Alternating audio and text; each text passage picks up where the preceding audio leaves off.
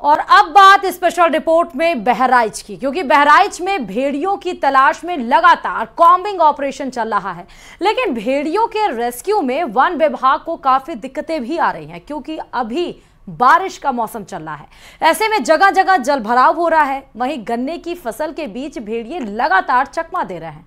क्या भेड़ियों की दहशत का खात्मा होने में अभी 1 महीना और बचा है? क्यों इसकी आशंका जताई जा रही है, आइए आपको इस रिपोर्ट में दिखाते हैं।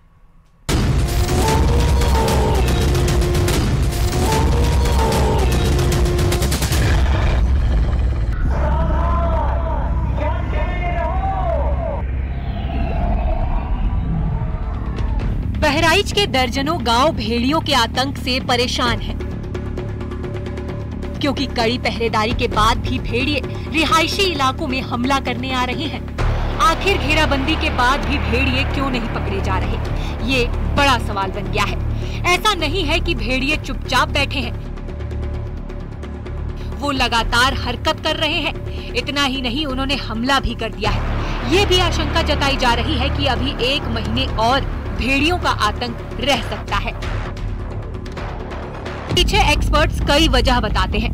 बहराइच की जिस महसी तहसील में भेड़ियों का कॉम्बिंग ऑपरेशन चल रहा है, वो घाघरा का कछारी क्षेत्र है। इस वक्त देश भर में मानसून की बारिश देखी जा रही है। बहराइच में भी मानसून की वजह से रेस्क्यू में दिक्कत आ रही है, क्योंकि बारिश होने से जगह जगह पर जल भराव हो रहा है। वहीं गन्ने की फसल भी लहलहा रही है, जिससे खेतों में हर तरफ हरियाली दिखाई दे रही है। और भेड़ियों के लिए छिपना भी आसान है। एक तरफ तापमान भी बढ़ रहा है, जिसकी वजह से उमस हो रही है, और बढ़ते टेम्परेचर के बीच कैमरों में ओवरहीटिंग भी हो रही है, जिसकी वजह से भेड़ियों को पकड़ना मुश्किल होता जा रहा है। और इसीलिए कयास लगाए जा रहे हैं कि अगले 1 महीने तक भेड़िए आतंक मचा सकते हैं, क्योंकि सितंबर जाते जाते बारिश भी कम हो जाएगी और फसलें भी कटने लगेंगी, जिसकी वजह से भेड़ियों का छुपना भी मुश्किल होता जाएगा। आज से करीब 28 साल पहले भी उत्तर प्रदेश में भेड़िए नरभक्षी बन गए थे। साल 1996 की बात है, जब उत्तर प्रदेश के 3 जिलों प्रतापगढ़, सुल्तानपुर और जौनपुर में कई लोग आदमखोर भेड़ियों का शिकार बन गए थे। भी बना था, काफी यूएन कराई था, काफी उसमें पॉलिटिकल भी वो था। तो वन विभाग की कई टीमें ने उसे 3-4 महीने ऑपरेशन चला था। वो ऑपरेशन वास्तव में काफ़ी टफ था, क्योंकि उस सारे भेड़िए गांव की तरफ जाते थे। अल्टीमेटली उसमें 7 या 8 भेड़िए मारे गए, और पता तभी चला जब 8वें भेड़िए मारने के बाद कई दिन तक कोई घटना नहीं रही हुआ, वो ख़त्म हो गया होगा, और वो ख़त्म भी हो चुका था। उसमें हमारे एक डीएफओ प्रतापगढ़ थे, उनकी आँख में चोट भी आ गई थी। उसमें काफ़ी एक दूसरे से सटे ये जिले थे, जहां के 40 गांवों में उस वक्त भेड़ियों ने 30 बच्चों की जान ले ली थी। यानी यहाँ भी भेड़ियों ने उन्हें ही चुना, जो उनके लिए आसान टारगेट थे। तब इन जिलों में एक के बाद एक घटना से लोग दहल गए थे।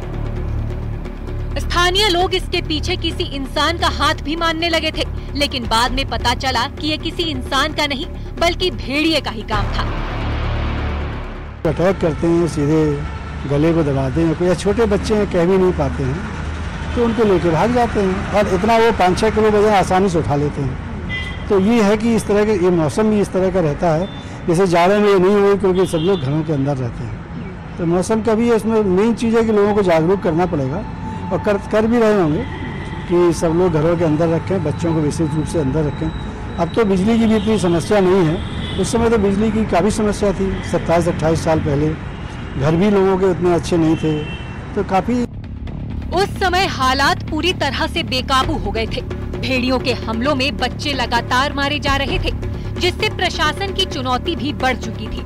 उस वक्त लोग घरों से बाहर निकलने में भी घबरा रहे थे, खेतों में काम नहीं कर पा रहे थे। तब भी भेड़ियों के खिलाफ ये ऑपरेशन सितंबर महीने तक चला था, और उसके बाद ही हालात सामान्य हो पाए थे। इसी वजह से अब बहराइच में भी अब यही आशंका जताई जा रही है। को बहुत ज़्यादा गांव से इनका इंटरेक्शन एक बना ही रहता था, तो इनका कहीं बहुत ज़्यादा वो नहीं थी। कभी कभी कोई घायल हो जाने पर, या कोई लंगड़ा हो गया, या कोई जैसे कि अब खरगोश वगैरह शिकार करना, तो उसको बहुत एक्टिव होना पड़ता है, सक्रिय होना पड़ता है। लेकिन कई बार ऐसा होता है कि उनमें कोई चोट आ गई या कोई कमी आ गई, नहीं कर पाए और आसान शिकार किसी बच्चे का मिल गया, तो ये इस तरह से बच्चों के शिकार के आदी हो जाते हैं। तो इस फैमिली में रहते हैं तो फिर सारे उसमें शामिल हो जाते हैं। तो जब भी इनका ऑपरेशन करना पड़ता है तो इनके पूरे के पूरे पैक को, पूरे के पूरे झुंड को, फैमिली को, उसको फिर हटाना। हालांकि साल 1996 के बाद कई सालों तक भेड़ियों के आदमखोर होने की खबरें सुनने में नहीं आई, लेकिन साल 2020 में भी बहराइच से सटे इलाकों में भेड़ियों ने इंसानों पर हमला किया था। बहराइच में वन विभाग ने गांवों को छावनी में तब्दील कर दिया है, लेकिन अगर भेड़ियों का आतंक 1 महीने तक जारी रहा तो प्रशासन के साथ साथ 50,000 लोगों के लिए भी चुनौती बढ़ सकती है। बहराइच से राजीव प्रताप सिंह के साथ ब्यूरो रिपोर्ट, न्यूज़ 18।